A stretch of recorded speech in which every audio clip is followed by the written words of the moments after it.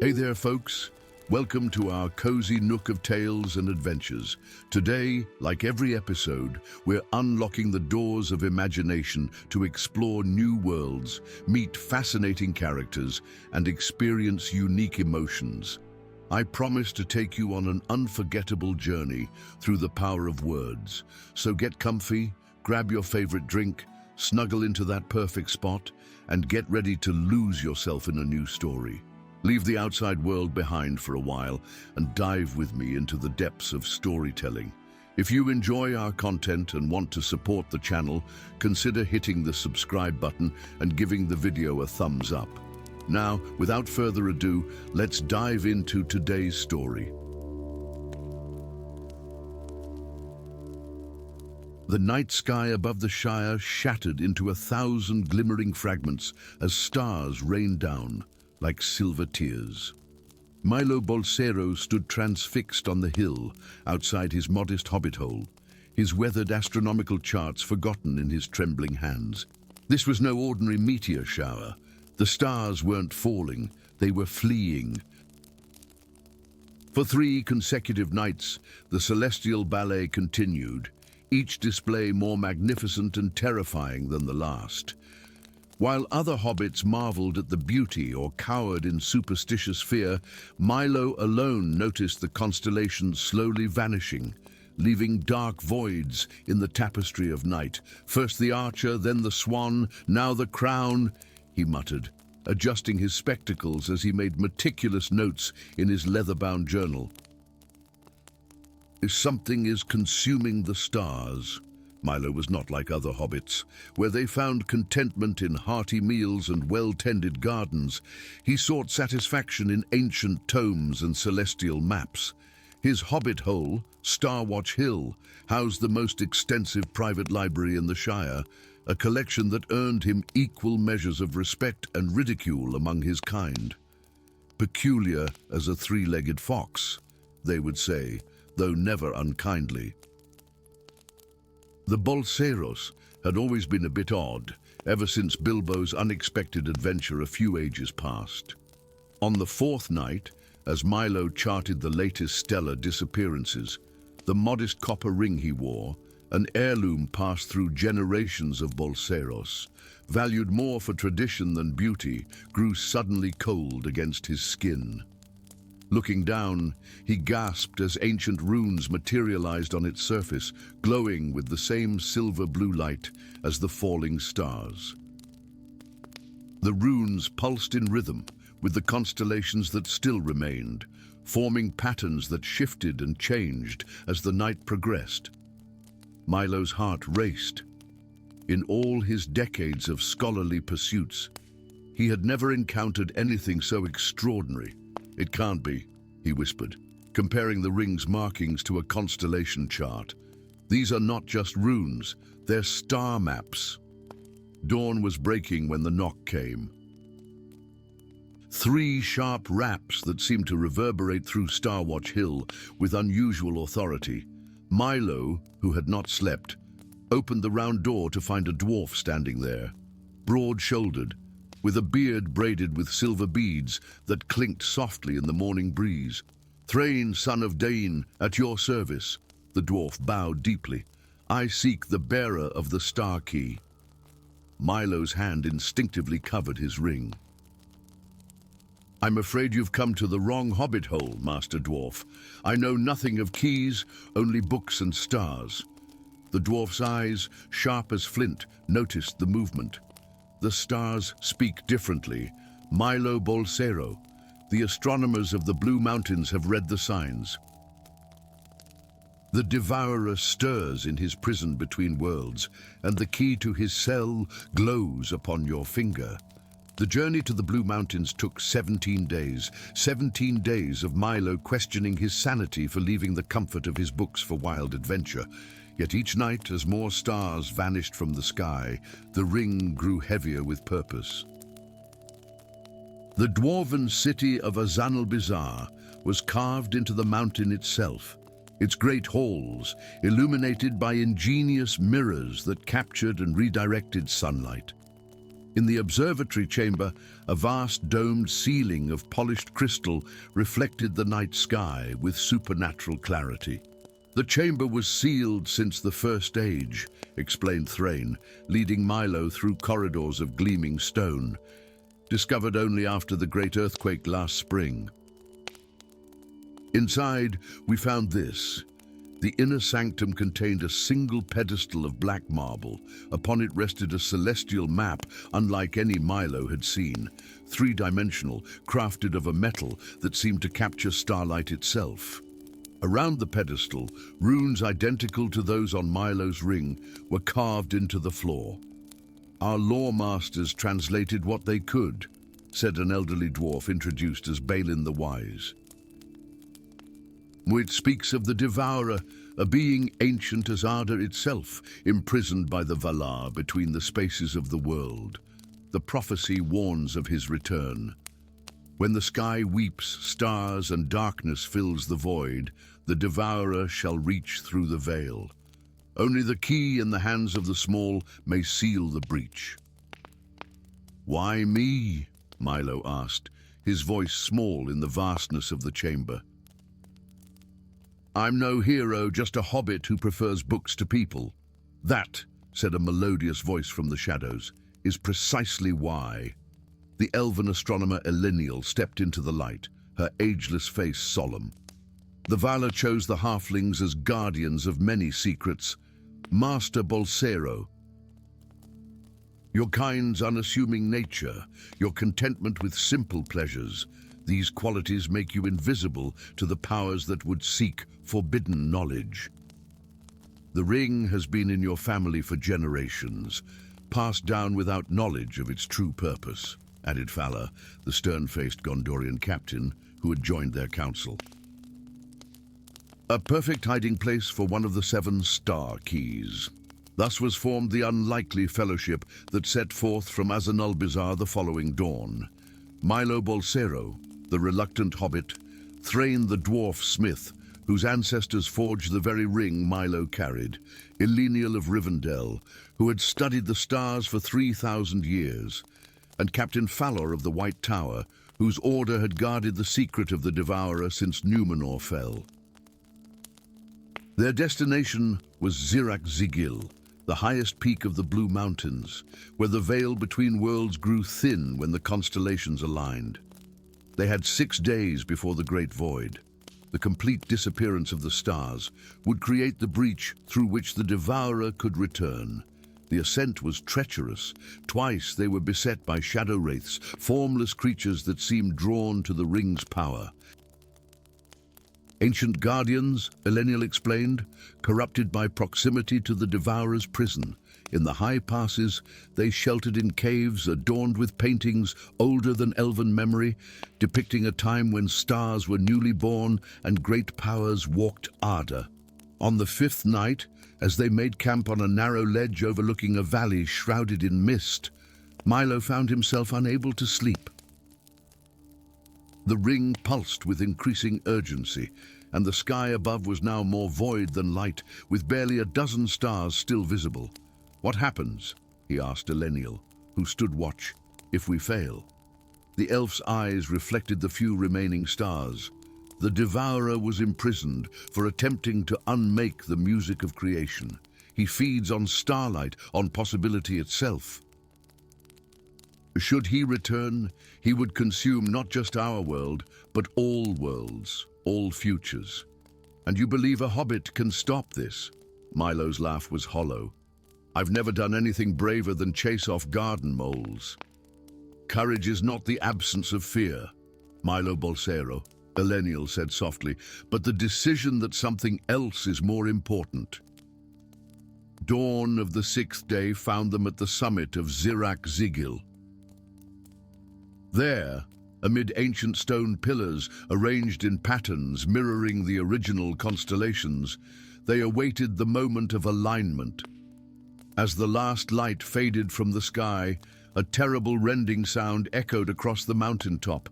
The fabric of reality tearing. Between the pillars, the air shimmered and parted like a curtain, revealing a void blacker than night. Within that impossible darkness, something vast and ancient stirred. Tendrils of shadow reached through the breach, searching, sensing.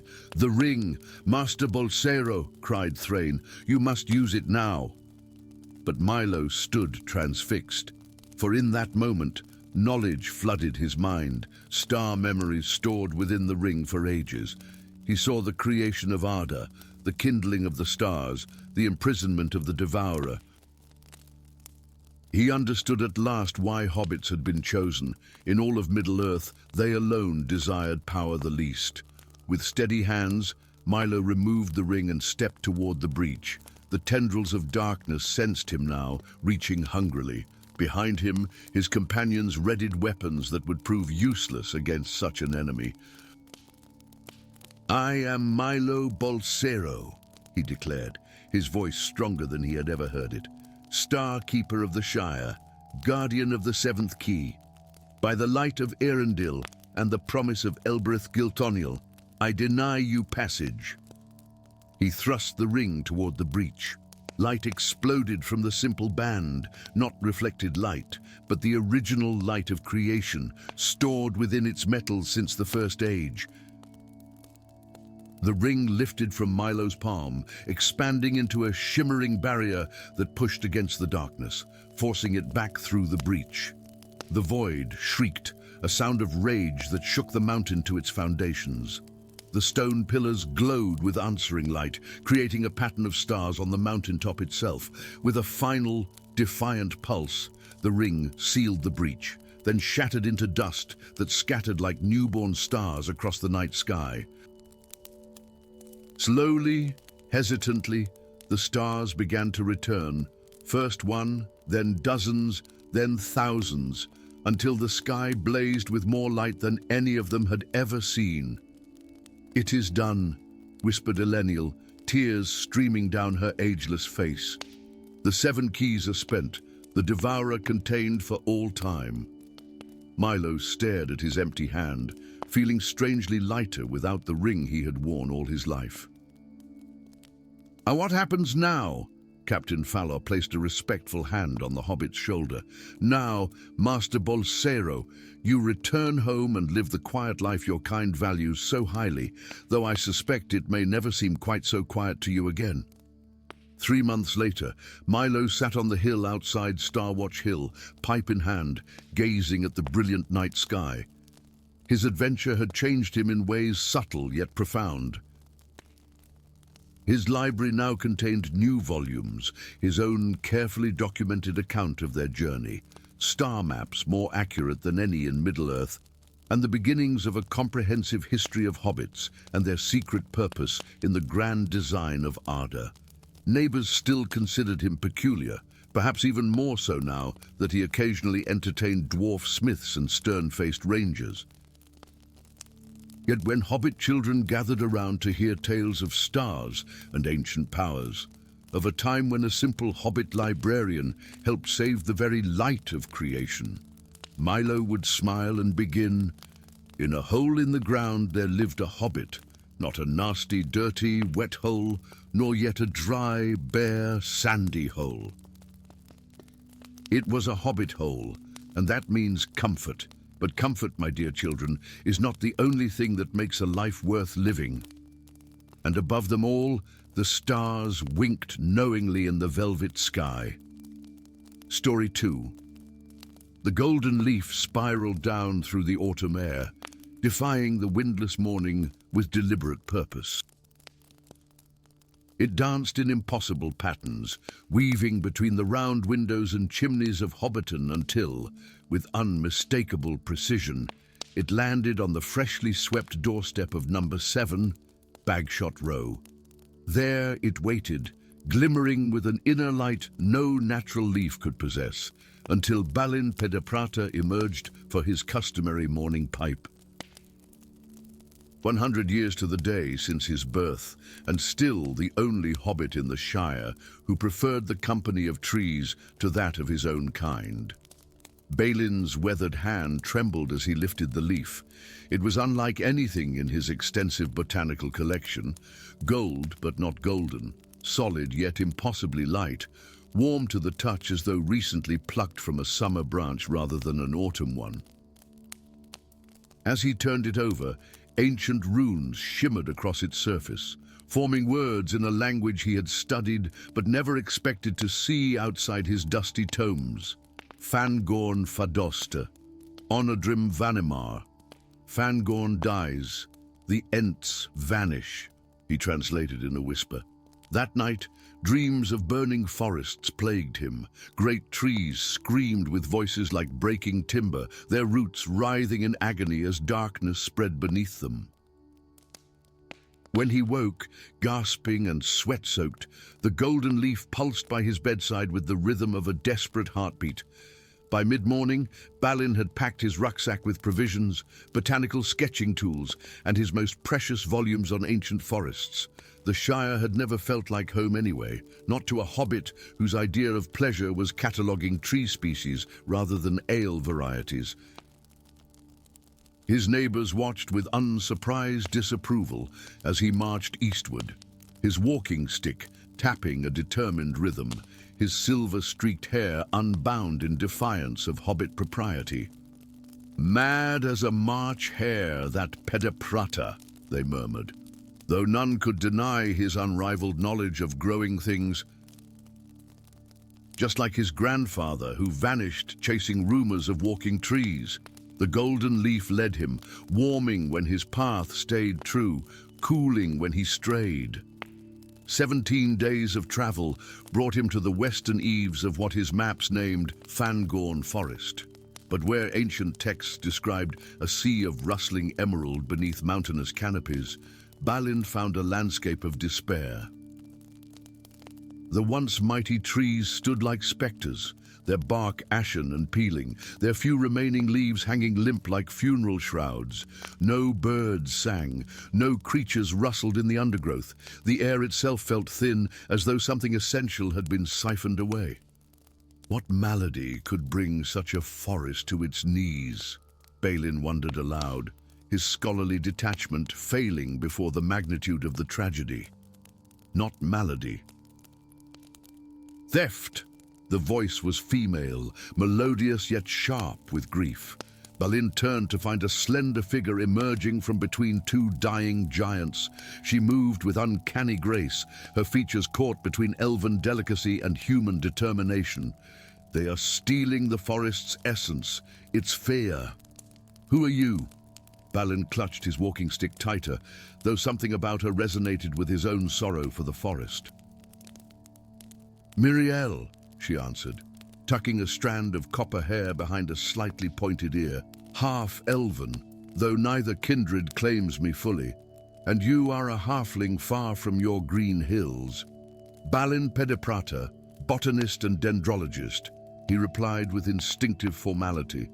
"Though I suspect I'm something else today, if only a messenger. This led me here." He produced the golden leaf, which now pulsed with renewed vigor. Miriel's eyes widened. "Unbathe the last shepherd sent for you, then perhaps not all hope has faded." She knelt to meet his gaze. "Will you help us, Balin of the Shire? Will you follow where that leaf leads, even into darkness?" "I've spent a century studying trees from the safety of my armchair," Balin answered, surprising himself with his resolve. "It's time I did something to save them instead." They journeyed deeper into Fangorn's failing heart. Miriel explained how she had discovered her ability to hear the trees' whispers as a child, a gift that made her outcast among humans, but insufficient for elven acceptance. For months, she had watched Fangorn's slow death, communicating with its last remaining guardian, an ancient Ent she called the Last Shepherd. On the third day, they came upon the grotesque evidence of the forest's affliction. A ring of blackened earth surrounded a great oak, its bark scored with unnatural symbols that pulsed with sickly violet light. The ground beneath was laced with crystalline veins that burrowed into the tree's exposed roots, drawing forth a luminescent sap that flowed toward the ring's center, where it spiraled downward into the earth. Draining the forest's lifeblood, Miriel whispered, her face ashen. There are dozens of these circles throughout Fangorn, each connected to an underground network. They're feeding something. Or someone, Balin added grimly, pointing to tracks leading away. Booted feet, not forest creatures. They followed the tracks to a hidden valley where the forest's decline was most severe. There, concealed by dying thickets, they discovered a settlement unlike any Balin had seen. Circular stone structures adorned with the same violet symbols, surrounded by hooded figures who moved with ritualistic precision. At the center stood a tower of black stone, its peak emitting pulses of violet energy into the night sky. The cult of the withered staff, Miriel breathed, servants of Saruman's legacy. They believe his knowledge can be recovered from the forest he once dominated. That night, hidden in the hollow of a dying beech, Miriel revealed what the last shepherd had told her, that deep in Fangorn's most ancient heart, one final Ent maintained a desperate vigil over a secret even Saruman had never discovered, the hidden grove of the Entwives. The Entwives were not destroyed as legend claims, she explained. They retreated to a realm between, accessible only through the oldest tree in Middle-earth, but now that tree is dying, and with it, the passage. The Ents have gone to protect them, but they too are fading. Without intervention, both kindreds will be lost forever. The golden leaf, now cradled in Balin's palm, pulsed with newfound urgency. Their path to Fangorn's heart was fraught with peril. Twice they narrowly escaped the cult's patrols. Once they were saved only by Miriel's ability to command nearby roots to entangle their pursuers.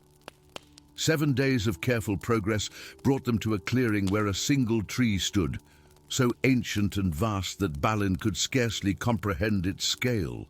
Its trunk, wide as a hobbit house, was gnarled with countless centuries of growth, but its bark was grey with illness, its few remaining leaves shriveled.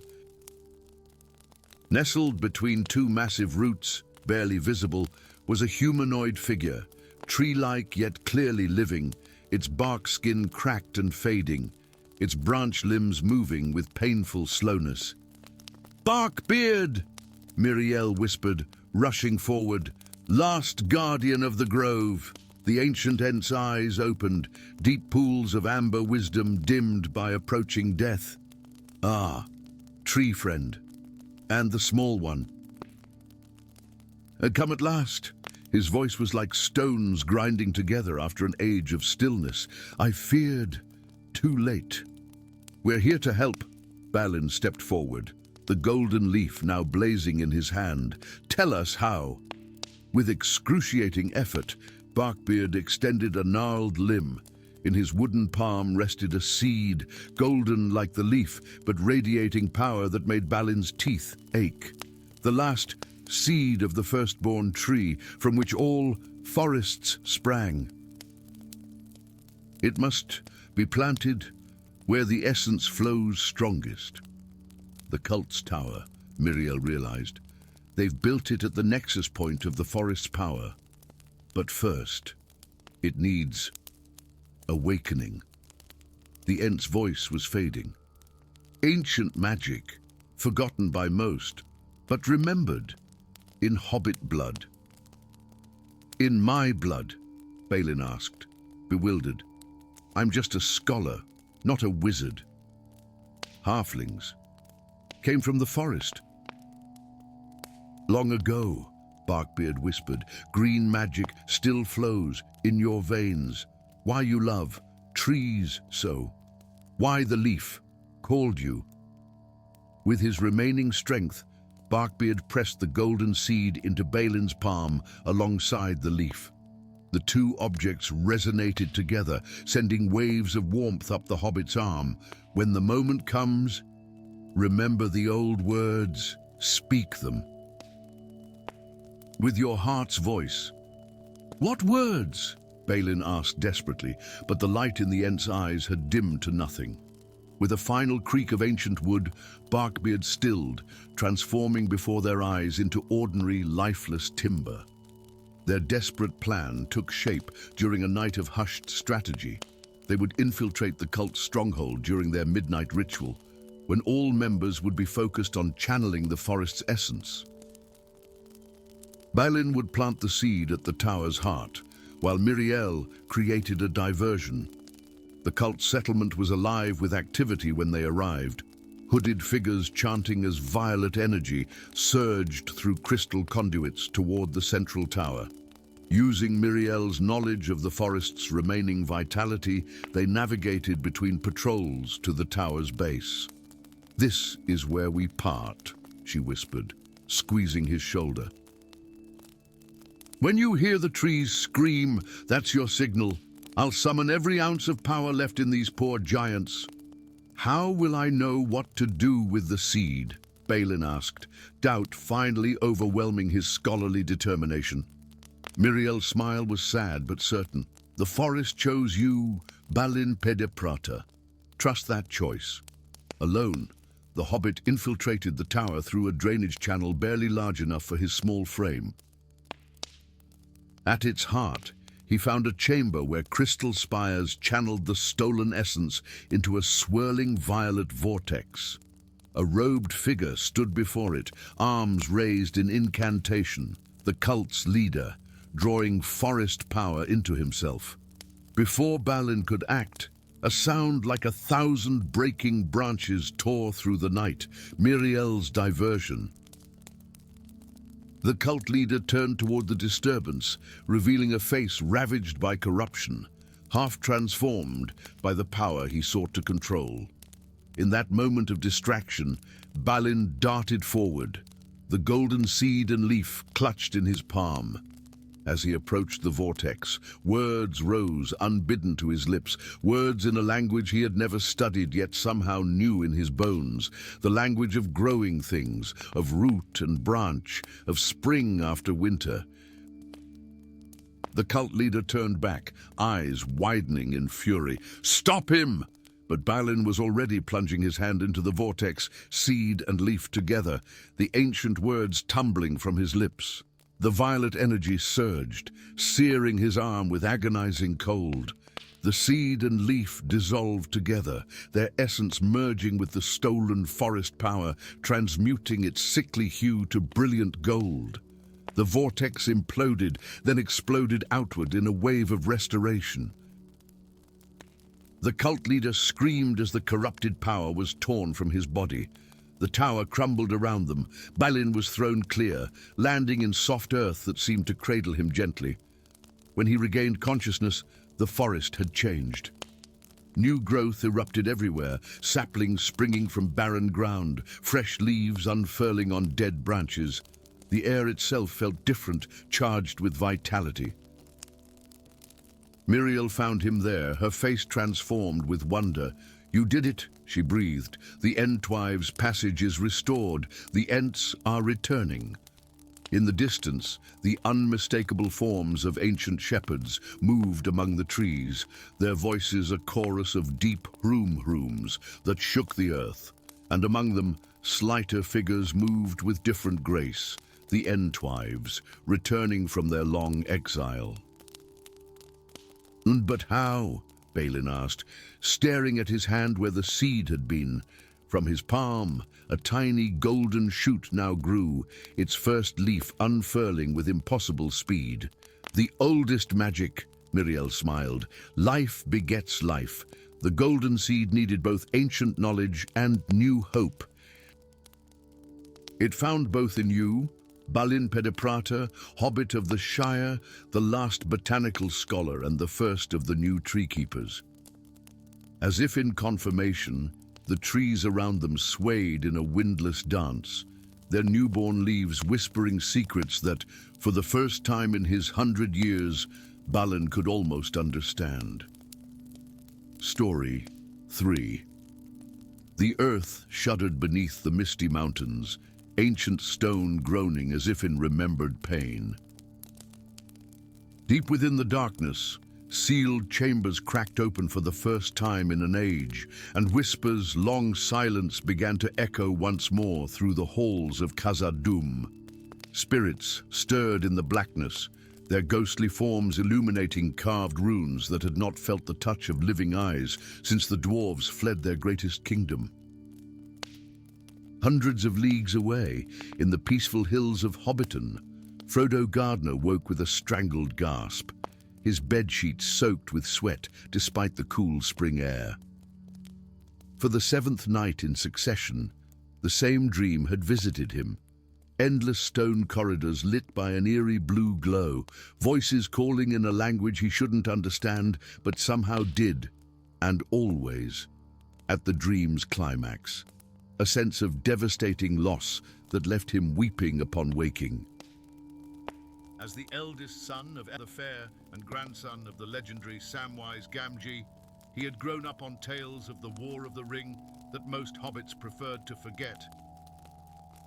While his cousins and neighbors concerned themselves with crops and genealogies, Frodo collected maps of distant lands and practiced the elvish phrases his mother had taught him. At 33, he had already journeyed to Bree twice and once to the rebuilt Annúminas, earning whispers of peculiar, like his namesake, from the more respectable hobbits of the Shire. But even for a gardener with wanderlust in his blood, the dreams were unsettling.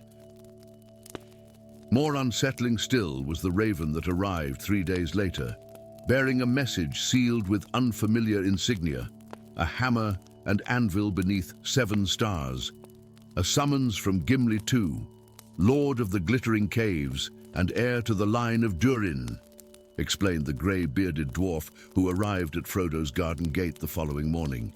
He introduced himself as Nori, emissary of the dwarven lords. A matter of grave importance, requiring the presence of the grandson of Samwise the Stout-Hearted. What business could dwarven lords possibly have with a hobbit? Frodo asked, though a tingling sense of recognition had already begun to spread through him. The dwarf's weathered face seemed to overlap with shadowy figures from his dreams. "The earthquake has opened the sealed eastern gates of Khazad-dûm," Nori replied, his voice dropping to a reverent whisper. Ancient prophecies speak of reclamation, and of a halfling with heart proven by the mountain's fire, who would break the curse that has haunted our people since the Balrog was awakened. 3 weeks later, Frodo stood before the newly revealed eastern entrance to Moria, a smooth arch of stone, inscribed with runes that glowed silver in the moonlight. Around him gathered the expedition party, 24 grim-faced dwarven warriors led by Gimli Sirku, a broad-shouldered figure whose red beard was intricately braided with mithril beads that clinked softly when he moved. "My great-uncle fought alongside your grandfather and namesake," Gimli told Frodo as they prepared to enter. "He said there was more to halflings than met the eye." "I pray he was right, for all our sakes." The ancient halls of Khazad-dûm stretched before them like a stone labyrinth, their grandeur still evident despite centuries of abandonment. Massive pillars carved with the likenesses of dwarven kings supported ceilings so high they disappeared into darkness. Channels that once flowed with molten gold now stood empty, their intricate pathways tracing patterns across the floors of great chambers. Everywhere, the blue-white glow of phosphorescent fungi illuminated dwarven craftwork that had no equal in the modern world. But beauty was not all that awaited them. As they ventured deeper, Frodo began to hear whispers that his companions could not. Voices speaking in Khuzd-dûl, the secret dwarven tongue that no outsider should comprehend. With each passing hour, the whispers grew more distinct, resolving into pleas, lamentations, and warnings. "They're here," Frodo murmured on their 3rd night, as the company made camp in what had once been a feasting hall. "The spirits of those who awakened the Balrog. They're watching us." Gimli's face paled beneath his beard. "You can hear them, truly." Before Frodo could answer, a cold wind swept through the hall, extinguishing half their torches. In the sudden dimness, translucent figures materialized, dwarven miners and warriors in ancient garb, their forms flickering like candle flames. Their eyes, hollow pools of regret, fixed upon Frodo with desperate intensity. Khazad-dûm Turguch, Uzbad Dashat, the nearest spirit intoned, its voice like stone grinding against stone. Azagal Tashuruk, Khazad-dûm weeps for its lost lords, Frodo translated, surprising himself. The warrior's sacrifice remains incomplete. The spirits pressed closer, their cold presence raising gooseflesh on every arm. One by one, the dwarves of the expedition fell to their knees, recognizing ancestors long mourned. Only Gimli remained standing beside Frodo, his hand gripping the haft of his axe so tightly his knuckles whitened. "Ask them what must be done," he commanded, voice thick with emotion. "Edis ask how the curse may be broken and our homeland reclaimed." But Frodo already knew. The knowledge had been seeping into him through his dreams, through the whispers, through something in his very blood that resonated with this place. "The curse began with pride," he said softly, "with dwarves who delved too greedily and too deep. It can only be undone by sacrifice, not of blood, but of that which dwarves value above all else." Over the following days, they journeyed ever deeper, guided by the spirits who now appeared openly to Frodo. They passed through the shattered remnants of the Chamber of Mazabul, where Frodo's namesake had once fled the Balrog's wrath. They traversed the bridge of Khazad-dûm, miraculously intact despite Gandalf's ancient battle. Throughout their descent, Frodo experienced flashes of memory that were not his own, the exultation of discovering mithril veins, the fevered decision to dig deeper, the horror when darkness answered their drills. He felt the crushing regret of dwarves who realized too late that their greed had doomed their kingdom, who died fleeing the very wealth they had coveted.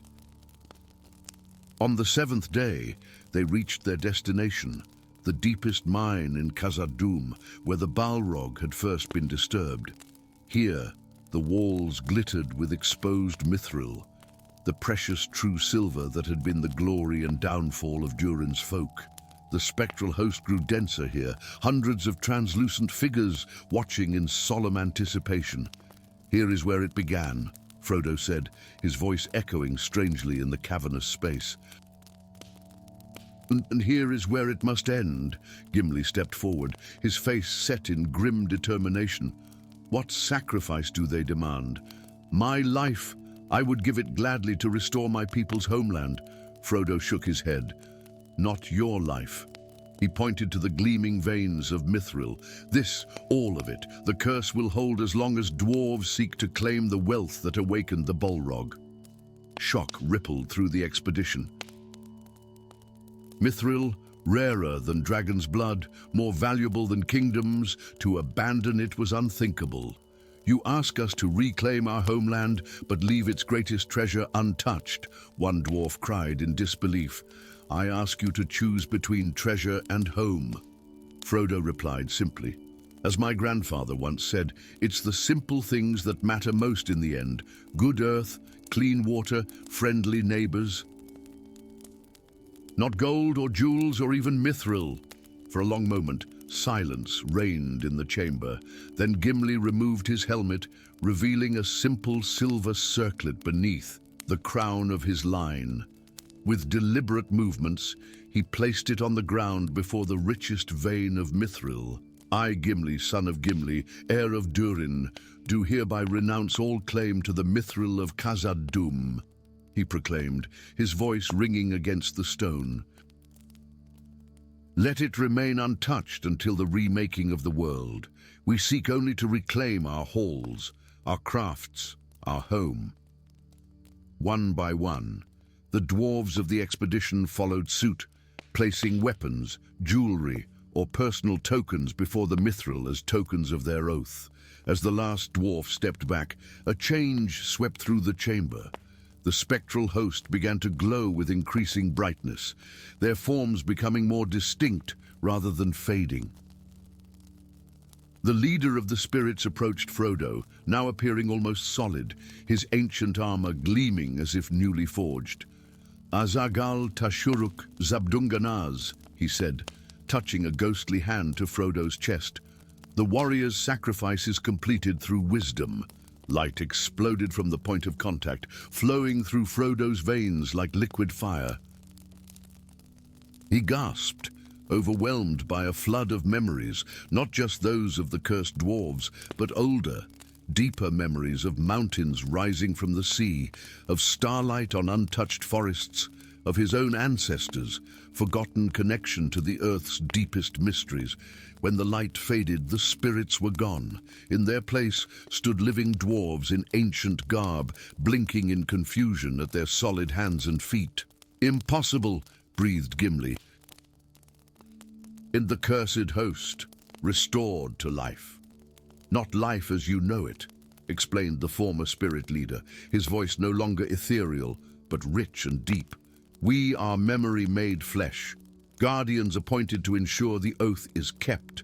Khazad-dûm may be reclaimed, but the deep places must remain sealed." In the days that followed, word spread throughout the dwarven kingdoms.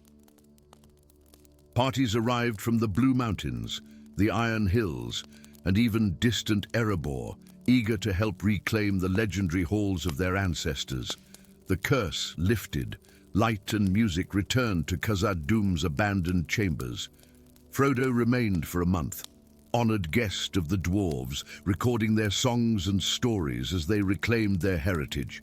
But eventually, as spring warmed to summer, the call of the Shire grew too strong to ignore. "Are you certain you will not stay?" Gimli asked as they stood once more at the eastern gate. "There will always be a place of honor for the curse-breaker in Khazad-dûm."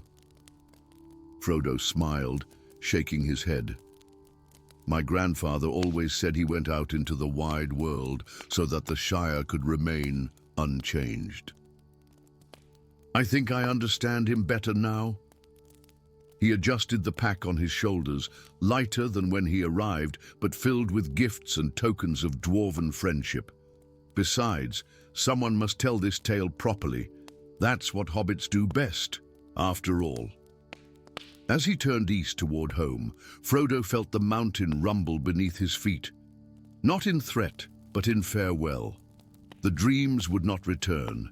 The connection that had brought him here was fulfilled. Yet something remained with him, a deeper understanding of the world's ancient foundations and his small but crucial place within them. In years to come, young hobbits would gather at Bag End to hear the tale of how Frodo Gardner helped reclaim the greatest kingdom of the dwarves. Most would dismiss it as just another fanciful story. But some, perhaps those with a touch of the Gardner or Gamgee blood, would look to the distant mountains and wonder what other adventures might be waiting beyond the safe borders of the Shire. And deep beneath the misty mountains, in halls gleaming with newly polished stone, dwarven voices would sing of the hobbit whose wisdom had proven stronger than all the mithril in the world. Story 4. The mist came to the Shire on Midsummer's Eve, rolling over the green hills like a living thing, tendrils of pearlescent vapor exploring the landscape with deliberate curiosity. Unlike the morning fogs that sometimes blanketed Bywater or the seasonal mists that cloaked the Brandywine River, this fog moved against the wind, curling around hobbit holes and lingering at windows like a visitor seeking invitation. Lily Brandebuke noticed it first, as she often noticed things that others overlooked. Standing at the rounded door of her modest home on the outskirts of Hobbiton, she observed how the mist seemed to recoil from the marigolds her mother had planted years ago, flowers that still bloomed with stubborn vitality despite all conventional gardening wisdom. "Peculiar," she murmured, wrapping her shawl tighter around her shoulders despite the summer warmth. At most peculiar indeed, Lily was not considered a proper hobbit by Shire standards. At 36, she remained unmarried, preferring the company of old books and older stories to suitors and social gatherings. The children of Hobbiton adored her for the tales she would spin beneath the party tree, stories of dragons and elven kingdoms, of ancient wars and magical rings. The adults tolerated her eccentricities with the slightly condescending affection hobbits reserve for those who dream beyond the boundaries of their comfortable world. That night, as the mist thickened around the hills, Lily dreamed of whispers, countless voices speaking words just beyond comprehension, promises and enticements wrapped in fog. She woke with her heart racing, sheets damp with sweat, the lingering sensation of something trying to reach inside her mind. By morning, the strange mist had settled into every corner of the Shire, no longer actively moving, but present everywhere like a thin veil between the hobbits and the sun, and with it came the dreams shared by every hobbit in Hobbiton, if the excited conversations at the Green Dragon were any indication. "Oh, dreamt my turnips grew big as pumpkins," old Bolger announced, eyes bright with uncharacteristic fervor, "and a voice told me just where to dig to make it happen. I saw myself mayor of the whole Shire," proclaimed Posco Proudfoot, who had never before expressed political ambitions. "The finest pipeweed field in all 4 farthings." Hamfast Goodbody sighed dreamily. "And a new variety that would make even the long-bottom leaf seem common." Only Lily remained silent, watching her neighbors with growing unease. Their eyes gleamed too brightly, their gestures too animated. Something about the fog had changed them, igniting desires that had previously slumbered beneath hobbit contentment. That night, the dreams came again, but where others saw visions of abundance and prestige, Lily heard only the whispers, clearer now: take, claim, desire, mine.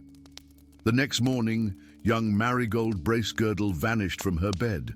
By afternoon, 4 more hobbit children had disappeared, last seen walking dreamily toward the old forest.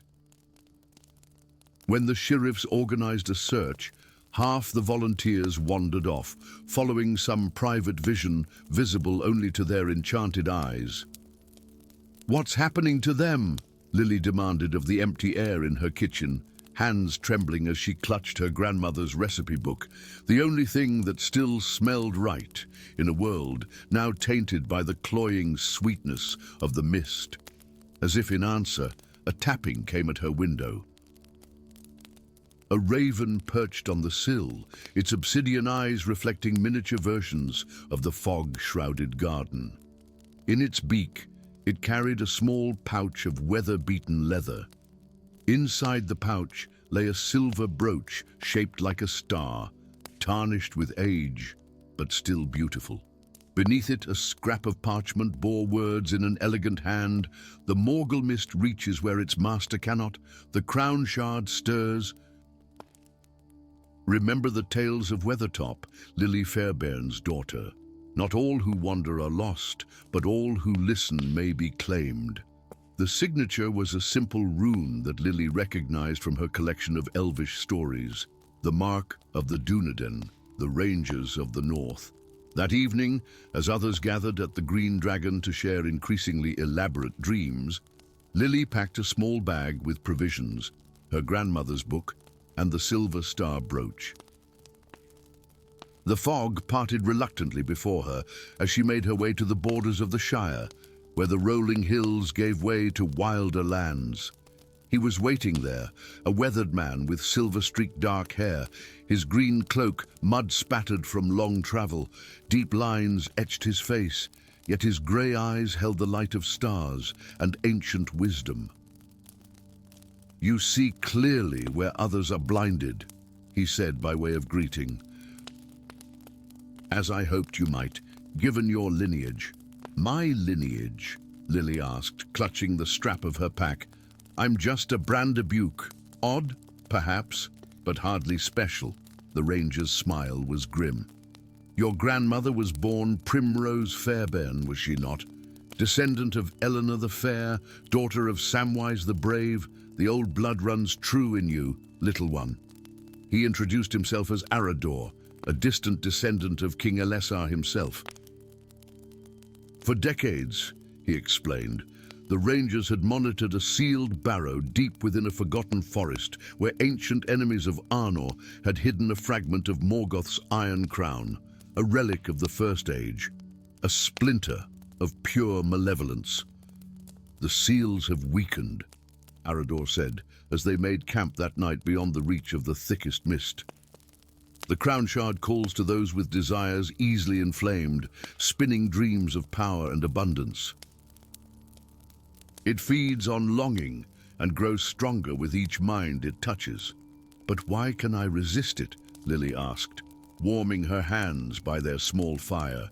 The blood of the ring-bearer's companions flows in your veins, he answered. Those who stood against the One Ring carry a certain resilience that passes to their descendants. And you, Lily Brandebuke, have kept alive the old stories when others were content to forget. Stories have power of their own.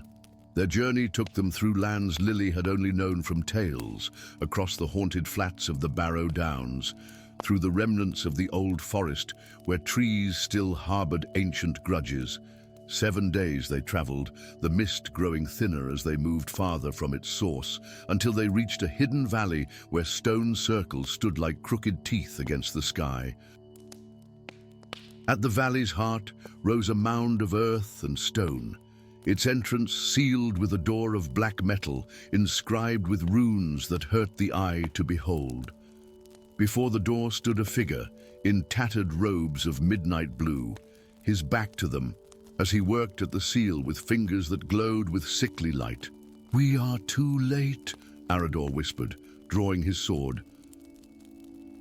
"The Guardian has been corrupted."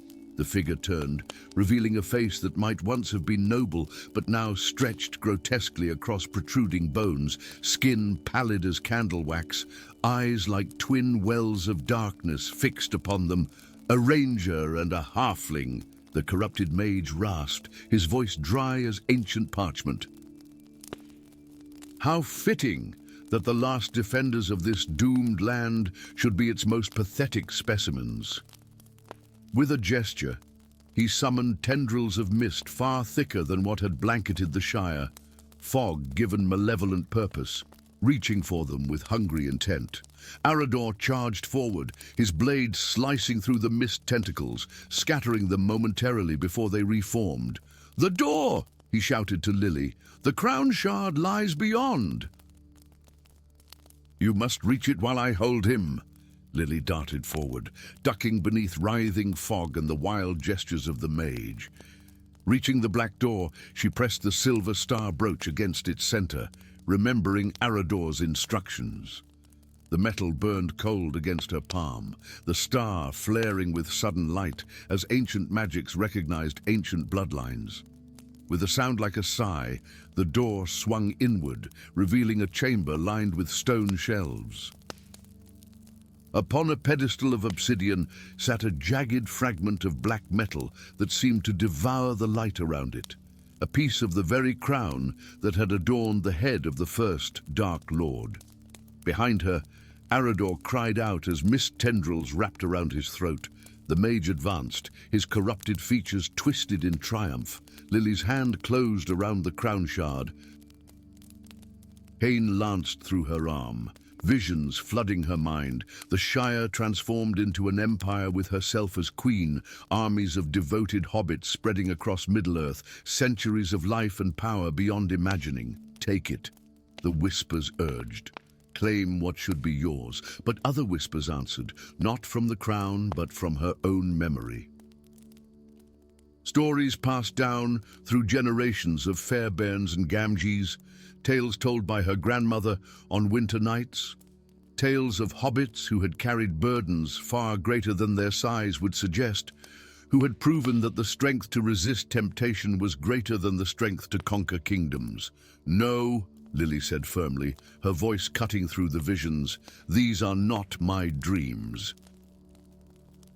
They are your lies." From her pack, she drew her grandmother's book, not a recipe book as she had allowed others to believe, but a journal passed through generations, containing wisdom and forgotten knowledge.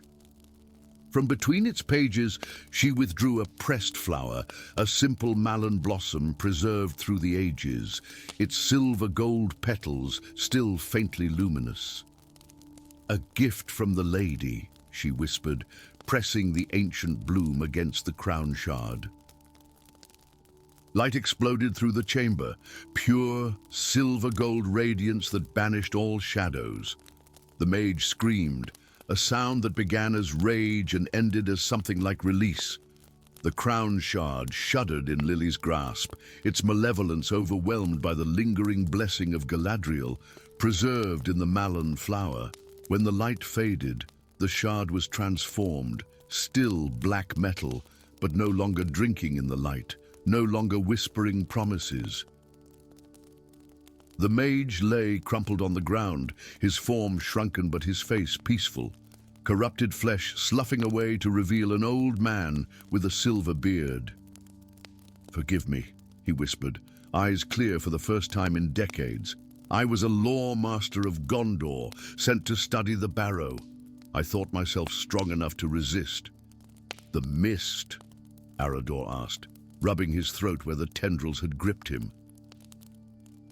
"Ah, my own ambition," the old man corrected sadly. "The crown shard merely awakened what already lurked within." They buried the neutralized crown shard beneath the stone circle, sealing it with both ranger lore and the unexpected magic that flowed through Lily's hobbit heritage. As they completed the ritual, the mist across the land began to dissipate, its hold on dreaming minds broken. The journey back to the Shire took 9 days, for they traveled slowly to accommodate the reformed lawmaster, who introduced himself as Tarandir and wished to make amends by helping those whose minds had been most deeply touched by the mist's influence. As they crested the final hill overlooking Hobbiton, Lily saw with relief that the mist had fully retreated. Hobbits moved about their business with the comfortable ordinariness she had never properly appreciated before. "Will they remember?" she asked Arador. "The dreams will fade like morning dew," he replied. "By winter, they'll recall only that a strange fog came one midsummer, bringing fanciful notions that passed with the changing season. And the children who were taken, already found wandering the borders, confused but unharmed. The crown shards sought willing servants, not sacrifices." Lily nodded, a weight lifting from her heart. "Then I may return to my stories and my solitude." Arador's weathered hand rested briefly on her shoulder. "Your grandmother's journal contains more than just the tale of the crown shard, Lily Brunderbouquet. There are other relics, other dangers that sleep beneath hill and forest. The world may have need of a hobbit storyteller who remembers the old ways." "Perhaps," Lily conceded, watching the smoke rise from familiar chimneys below. But for now, I think I shall simply be grateful for kettles that boil, and gardens that grow, and neighbors who dream ordinary hobbit dreams." As she descended toward Hobbiton, the silver star brooch glinted against her cloak, a reminder that sometimes the most magical thing about stories is that they are true. Story 5. Deep within the heart of Erebor, the lonely mountain, something ancient stirred from slumber. The great halls of the dwarven kingdom trembled, dust cascading from intricately carved ceilings as a rumble echoed through stone passages hewn by generations of master craftsmen. In a forgotten chamber, sealed for centuries beneath layers of rock and secrecy, scales the color of midnight shifted against accumulated treasure, gold coins sliding like raindrops as massive eyelids, long sealed in sleep, began to flutter. 1,000 leagues away, in the peaceful hills of the Shire, Perrin took bolt upright in his bed, a scream dying in his throat. For the third night running, he had dreamed of fire and darkness, of vast wings unfurling in enclosed spaces, of ancient malice awakening. His nightshirt clung to him damp with sweat, despite the cool spring air drifting through his bedroom window. "Just a dream," he muttered, running fingers through curly hair the color of autumn leaves. "Just another dream." But Perrin knew better.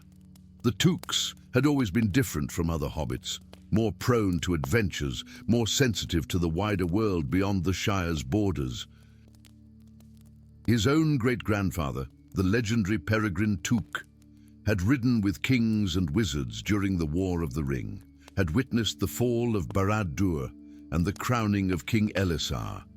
And sometimes, just sometimes, the Took blood carried more than just wanderlust. The knock at his round green door came precisely as the morning bells of Hobbiton were ringing 7 o'clock. Perrin, still bleary-eyed from his disturbed night, opened the door to find a figure that seemed entirely out of place among the neat gardens and winding paths of Bagshot Row. A dwarf, his beard braided with intricate silver clasps, his travelling cloak dusty from long roads. "Thrain, son of Thorin, at your service," the dwarf announced with a formal bow. "And I seek Perrin Took, descendant of Peregrine the Brave." "You've found him," Perrin replied, unconsciously straightening his waistcoat, "though I'm not sure what service I could possibly offer to a dwarf of Erebor." The dwarf's eyes, sharp as flint beneath bushy brows, studied him intently. "That remains to be seen," he said finally. "But King Thorin IV believes the dreams that have troubled your sleep these past nights are no accident. The mountain has chosen you, Perrin Took, and the mountain is not easily denied." By midday, Perrin found himself doing something no respectable hobbit should contemplate, packing a traveling bag while a dwarf paced his sitting room, speaking of ancient prophecies and awakening dragons. The tale Thrain told was both fantastic and terrifying. Tremors within Erebor had uncovered sealed chambers dating back to the reign of Thror, before Smaug's first coming. Within those chambers, dwarven miners had discovered not only forgotten treasures, but also a secret that had been hidden even from Thorin Oakenshield. Smaug had not been alone. A younger sibling, Thrain explained gravely, smaller but perhaps more cunning, who retreated deeper into the mountain when Smaug claimed it. "Our lawmasters believe it placed itself into an enchanted sleep, to await its brother's triumph or to emerge should Smaug fall. And now it's waking up," Perrin said, the images from his dreams suddenly horribly coherent. "Not fully," the dwarf corrected. "Not yet, but the ancient wards are failing. Our only hope lies in the Twilight Stone, a relic of elder days that can renew the dragon's slumber." "What does this have to do with me?" Perrin asked, though the sinking feeling in his stomach suggested he already knew. Thrain unrolled an ancient parchment covered in angular dwarvish runes. At its center was an illustration of a glittering black stone shot through with veins of silver light. "The prophecy speaks of hands untempted by gold or glory being the only ones that can safely wield the stone. Throughout the history of Middle-earth, few races have proven as resistant to the lure of power as the halflings." The dwarf's eyes softened slightly. "Your great-grandfather proved that truth when he refused the throne of Gondor offered to him after the war." "That's just a family story," Perrin protested. "Grandfather Pippin was never offered any throne." "But he was," Thrain said quietly, "just as Samwise the Brave was offered gardens that would bloom at his command for all eternity. They refused because hobbits understand what dwarves and men, and even elves sometimes forget, that not all power should be claimed, even when freely given." 3 weeks later, Perrin stood in the shadow of the lonely mountain, its peak disappearing into cloud and legend above him. The journey had transformed him in ways he hadn't anticipated, his soft hands now calloused from helping make camp each night, his once rounded middle leaner from miles of walking. More significantly, his world had expanded beyond the gentle hills of the Shire to encompass the vastness of Rovanion, the majesty of the misty mountains, and the solemn beauty of the forests of Mirkwood. Their party had grown as well. In the ruins of Dale, they had encountered Elindiel, an elven scholar from the woodland realm who sought access to Erebor's libraries and reluctantly agreed to aid their quest in exchange for such privilege. At the mountain's gates, they were joined by Var, a dwarven warrior exiled for challenging Thorin IV's policies, who nevertheless remained loyal to the mountain itself. The strangest addition came in the form of an elderly man in grey robes who called himself simply the Wanderer, whom they discovered meditating beside the secret eastern path to the mountain. Something about his weathered face and keen eyes struck Perrin as familiar, though he could not place the resemblance. The old man spoke little of himself, but demonstrated uncanny knowledge of their quest and insisted on accompanying them into the depths. Erebor's majesty stole Perrin's breath. Vast halls, where columns carved like ancient trees supported ceilings that disappeared into darkness. Bridges of finely worked stone spanning chasms deeper than imagination. Forges whose fires had burned continuously for centuries. Dwarven artisans worked metal and stone with precision that bordered on magic, creating beauty that would outlast the makers by millennia. But beneath the grandeur, Perrin sensed disturbance, like a discordant note in an otherwise perfect symphony. The deeper they ventured, following maps that Thrain updated as they encountered collapsed passages or newly opened chambers, the stronger the dissonance grew. "The dragon stirs," the Wanderer murmured, as they made camp in an abandoned guardroom 7 levels beneath the main halls. Did its dreams reach out, seeking purchase in minds susceptible to fear or ambition? "Can you feel it too?" Perrin asked, surprised. The old man's smile was enigmatic. "Let us say I have some experience with draconic influence." On the 5th day beneath the mountain, they reached their destination, a vast natural cavern whose walls glittered with veins of mithril too delicate to mine. At its center stood a pedestal of black marble, upon which rested the Twilight Stone, smaller than Perrin had imagined, no larger than his palm, yet somehow containing depths that seemed to go on forever. And beyond the pedestal, half buried in a hillside of ancient treasure, lay the dragon. Even in slumber, it radiated malevolence.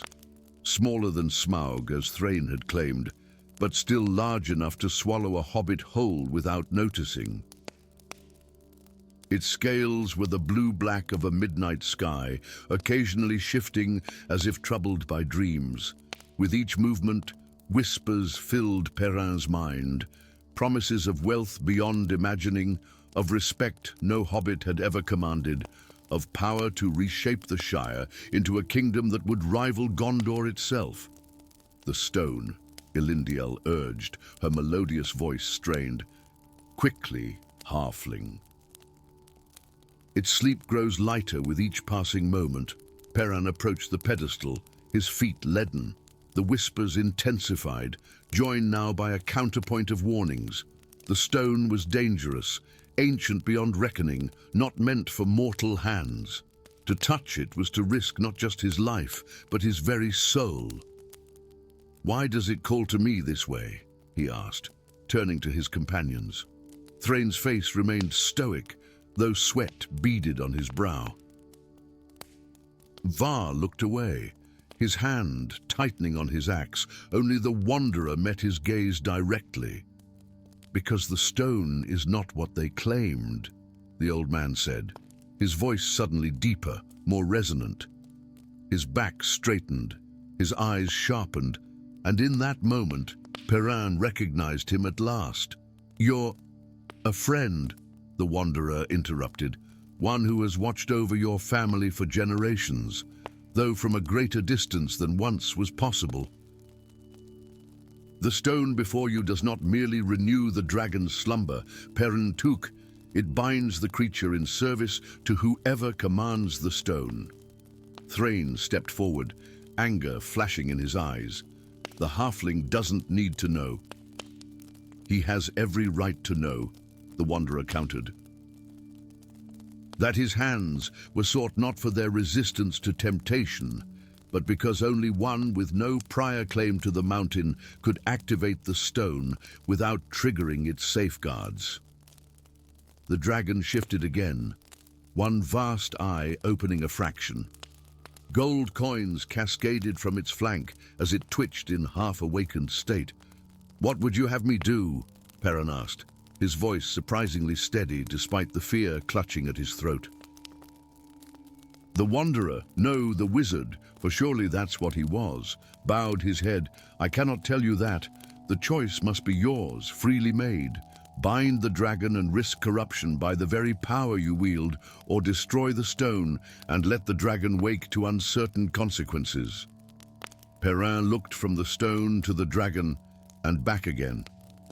The whispers had become a cacophony in his mind, promises and threats indistinguishable from one another.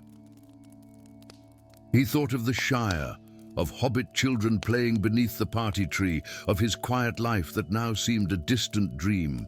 He thought of his great-grandfather refusing a throne for the simple comforts of home and hearth. With trembling hands, Perrin lifted the twilight stone from its pedestal. Its weight was surprising, as if it contained more substance than its size suggested. The silver veins pulsed against his palm, sending tendrils of icy fire up his arm. For one terrible moment, he saw himself as ruler of Erebor, the dragon a weapon to enforce his will, armies of dwarves and men bowing before a hobbit king whose power would eclipse even the legendary ring-bearers. "No," he whispered, tightening his grip on the stone. This is not for anyone to wield." With all his strength, he dashed the stone against the marble pedestal. For a heartbeat, nothing happened. Then cracks spread across the obsidian surface, silver light blazing from within. The stone shattered with a sound like the ending of worlds, releasing a shockwave that sent all 5 companions sprawling amid the treasure. The dragon's eyes snapped fully open, not with rage, but with something that might almost have been relief. "Freedom," it rumbled, its voice sending vibrations through the cavern floor. "After an age of dreams, freedom at last." It rose, smaller than Smaug indeed, but still magnificent in its terrible beauty. Perrin stood his ground as the others scrambled backward, certain his last moments had come. But the dragon merely regarded him with ancient eyes the color of deepest amethyst. "You had the stone in your grasp, little one, yet chose to destroy it rather than command me. Such wisdom is rare in any age." Its massive head inclined slightly. "For this mercy, I grant you your life and safe passage from my mountain. When next we meet, if ever, we shall begin our accounting anew." With that, the dragon launched itself upward, wings snapping open as it soared toward a shaft of light penetrating from some unseen opening far above. Within moments, it had vanished, leaving only a scatter of midnight scales amid the disturbed treasure. "What have you done?" Thrain moaned, staring at the shattered remnants of the Twilight Stone. "The dragon is loose upon the world once more. A dragon with a debt of honor," the wizard corrected, helping Perrin to his feet. "And perhaps that is a more valuable currency than any enchantment." As they made their way back through the halls of Erebor, alarm bells ringing throughout the kingdom, Perrin found himself lighter despite the chaos he had unleashed. Power offered was not always power that should be taken, a simple truth that hobbits understood better than most. Perhaps that, more than resistance to any ring or stone, was the true magic of the Shire. Story 6. The obsidian spires of Gorgoroth reached like gnarled fingers toward a sky no longer stained with the ash and fume of Mount Doom. 50 years had passed since the Dark Lord's fall, yet the land remembered. In the shadows of those jagged mountains, against all odds, life had begun to return to Mordor. Goroth stood at the edge of the settlement of New Dawn, his broad shoulders silhouetted against the amber sunset. Half orc, half man, he belonged fully to neither world, yet had found purpose in this scorched realm where outcasts might forge their own destiny. The scars that mapped his grey-green skin told stories of battles fought both against enemies and against the darkness in his own blood. "The tombs have opened again," said Thakra, approaching with the silent step characteristic of those born to hunt in Mordor's wastes. The orc woman's yellow eyes glinted with concern beneath her hood. 3 more disappeared near the eastern ridge. Goroth nodded gravely. For months now, the ancient burial chambers carved into the mountains of shadow had been disgorging spectral warriors, wraiths that attacked without warning or mercy. Their translucent armor bore markings from a time before even Sauron had claimed these lands. "The council meets at nightfall," he replied, his voice a low rumble that matched the distant thunder. "We cannot delay our decision any longer." The council chamber was a circular room hewn from black stone, illuminated by lanterns crafted from the luminescent fungi that grew in Mordor's caves. Around a table of polished obsidian sat the leaders of New Dawn, former slaves, reformed orcs, wanderers, and exiles who had found common cause in reclaiming this cursed land. "Our patrols cannot hold them back," said Razgak, an aging orc whose tusks were filed down in rejection of his warrior past. "The specters pass through our defenses like mist, and they grow stronger with each moon," added Mirwen, a woman of Gondorian descent whose family had been captured by Sauron's forces generations ago. "They no longer fear steel or fire." Goroth traced the map etched into the table's surface with a calloused finger, following the road west toward Minas Tirith. "We need knowledge that does not exist in Mordor," he declared. "I will journey to the White City." A murmur of disbelief rippled through the chamber. "They will cut you down at the gates," Razgak warned. No creature of orcish blood has entered Minas Tirith in living memory." "Then I shall be the first," Goroth replied, his determination etched in the set of his jaw. "Or I shall die trying. Either way, our people will have their answer." The White City rose before him like a dream of stone and sunlight, its 7 tiers gleaming against the backdrop of Mount Mindolluin. Goroth had traveled for weeks, keeping to shadow and wilderness, avoiding the roads where his appearance would provoke fear or violence. Now, wrapped in a travel-worn cloak with his hood drawn low, he approached the great gate of Minas Tirith as dusk fell. The guards' suspicion was immediate. Spears lowered toward him as he stated his purpose. "I seek the archives," Goroth said, careful to modulate the growl from his voice. "I come in peace from the eastern settlements." "Remove your hood," commanded the captain, a hard-eyed man whose hand never left his sword hilt. Goroth complied, revealing his mixed heritage for all to see. The guards tensed, but decades of peace had somewhat dulled the edge of their hatred. They did not strike him down where he stood. "No creature of Mordor enters the White City armed," said the captain finally.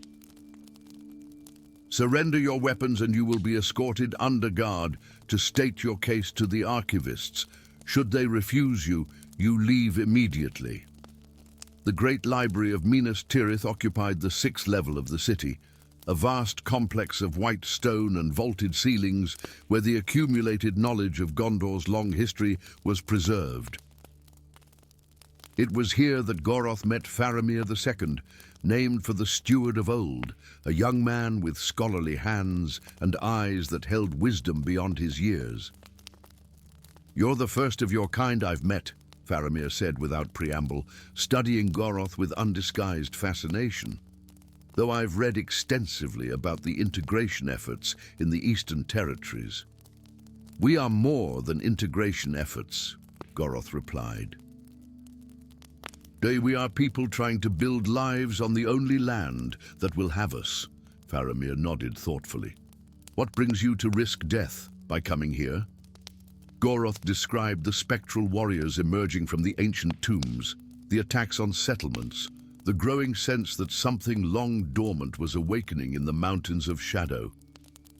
As he spoke, he noticed Faramir's expression shift from skepticism to troubled recognition. "These markings you describe," the archivist said, producing a small journal bound in faded leather. "Are they similar to this?" The page showed intricate symbols that Goroth immediately recognized from the armor of the wraiths.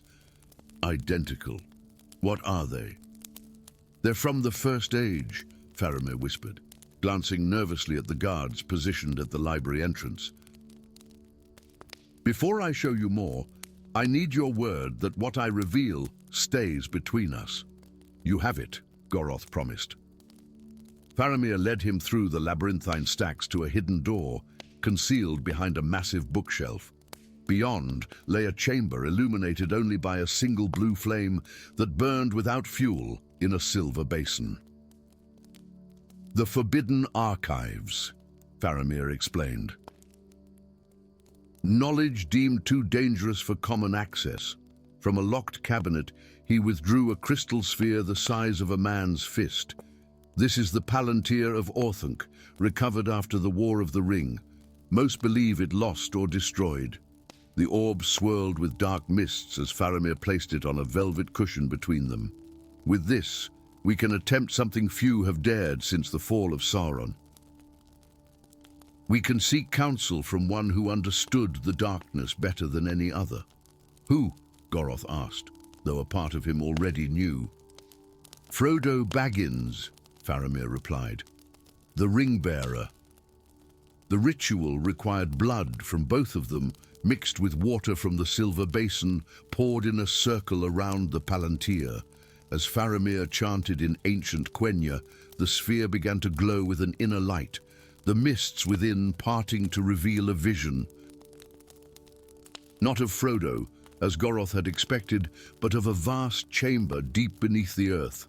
There, amidst webs that shimmered like strands of starlight, sat an enormous figure, not quite spider, not quite woman, but something ancient and terrible transformed. "Shelob," Goroth breathed, recognizing the legendary terror from the tales. The creature's 8 eyes fixed upon them through the vision, and a voice like the whisper of silk against stone filled their minds.